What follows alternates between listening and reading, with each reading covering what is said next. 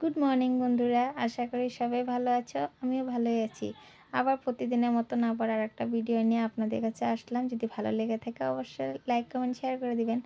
তাই যে আজকে শুরু করলাম পূজার আসন ঘরের থেকে। সমস্ত কাজ বাজ তো সকালবেলায় হয়ে গেছে। তারপরে যে কাজ বাজ সেরে এই যে ছেলের জন্য টিফিন রেডি করতে এসেছি। আর ছেলে স্কুলে যাবে যেহেতু টিফিনও রেডি করেছি, খাওয়া রেডি করা হয়েছে। আর সঙ্গে ছিল ওই যে দুধ আর পেঁপে আলু দিয়ে অল্প পেঁয়াজ কলি দিয়ে ভাজি করে দিয়েছিলাম। ছেলে বললো আজকে রুটি নিয়ে যাবে। আর ওর জেঠিমণি কাপটা দিয়েছিল, এই কাপটাতে এখন রোজ দিনই দুধ খাওয়া হয়।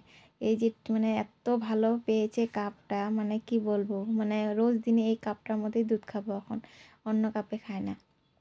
তারপরে খানবান আমার ছেলে এখন বড় হয়ে গেছে, ও এখন নিজের কাজ নিজেই করতে পারে, খালি ছানটা করা দিতে হয় অল্প।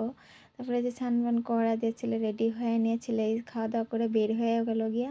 তারপরে যে এই ঘরের বিছনাটা উঠানো হয় নাই, যেহেতু সকালবেলা তোমাদের দাদা এই ঘরে শুয়ে থাকে, তো তার জন্য সকালবেলা উঠানো হয় না, যেহেতু আমি বাদ বাকি কাজ হয়ে যায়, এই ঘরের বিছনাটা খালি বাকি থাকে।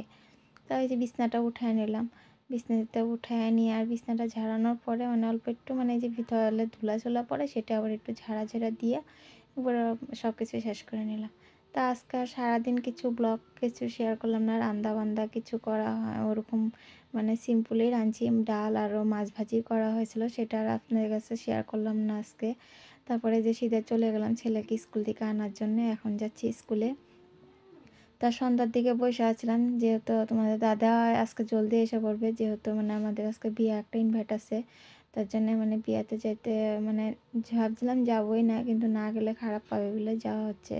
তারপরে যে আসার সময় তোমাদের দাদাকে ছেলে ফোন করে দিয়েছিল যে ফুচকা খাবে, ফুচকা নিয়ে আসা হয়েছিল। এতগুলো ফুচকা আনে, কমসে কম অল্প নিয়ে আসলেই হয়, কিন্তু ছেলে তো ফুচকা দিকে খুব পাগল।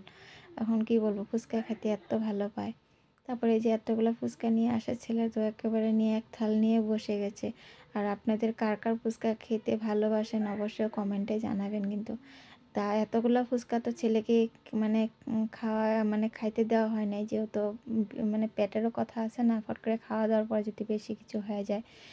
তারপরে যে আমরা ওখান থেকে সব কিছু ইসে করে তারপর রেডি সেডি হয়ে তারপরে যে এখন বিয়েতে আসলাম। এখন বাজে রাত্রে 9টা বাজে।